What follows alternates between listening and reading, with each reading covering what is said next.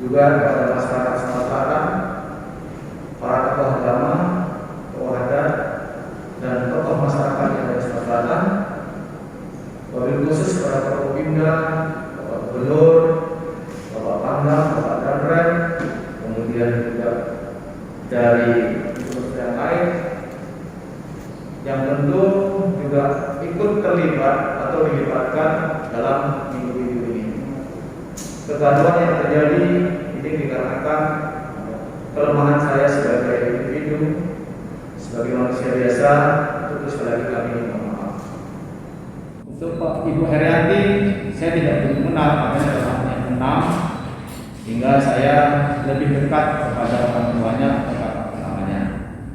Dan selama bertemu saya dengan Ibu Kabinpres dan Profesor Hadi di ruangan saya, itu Ibu Herianti tidak ada, hanya profesor yang menyatakan kepada saya bahwa akan ada sumbangan dari keluarga besar Akidi sebanyak 2 triliun dan uang itu berbentuk cek, besok akan diberikan hari Senin sebelumnya.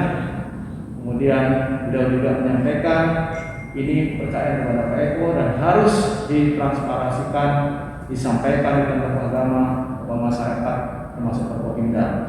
Itulah kenapa pada waktu penyerahan ada Forkopimda dan semua hadir tidak dalam bentuk transparansi. Tapi sekali lagi bahwa saya sudah mengecek pada profesor ada tidak dananya, beliau ada sedang diurus, seolah Senin katanya turun.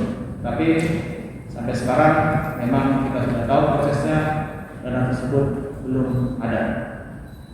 Oleh karena itu kita sadari bahwa terlepas atau ada atau tidaknya dana ini nantinya, saya dengan kondisi yang saat seperti ini, saya sudah memaafkan kepada keluarga besar Akidi maupun pihak-pihak lain, termasuk juga mereka-mereka yang menghujat, mencaci maki baik saya pribadi maupun yang lainnya.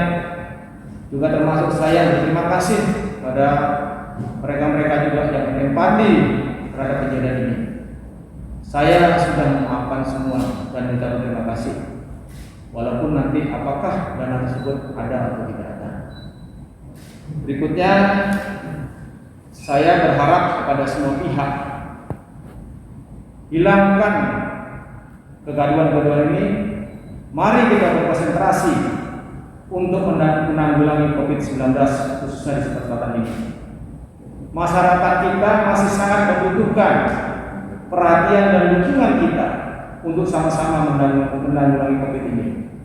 Hindari polemik-polemik dan kita kembali konsentrasi. Saatnya kita memilih mau menjadi pejuang atau menjadi pecundang. Masyarakat membutuhkan kita.